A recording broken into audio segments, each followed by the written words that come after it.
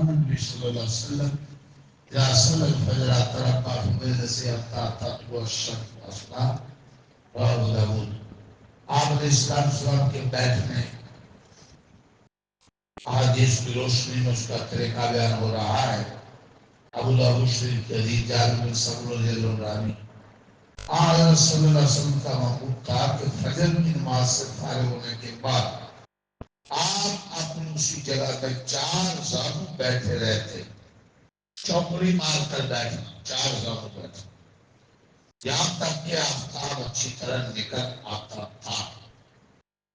اس حدیث سے معلوم ہوا کہ حضرت صلی اللہ علیہ وسلم احتباء کی شکل کے علاوہ 4 زانو بھی بیٹھتے تھے. پچھلی حدیث میں احتباء کا طریقہ تھا کہ شریک زمین پر ہو اور گھٹنے کھڑے اور کپڑے کا حلقہ بنائے. وہ فکر اور مسکنت کی علامت اس طرح بیٹھتے تھے. اس حدیث میں کیا ہے کہ نماز پڑھنے کے بعد 4 زانو چوکڑی مار کر بیٹھ جاتے سورج نکل جاتا.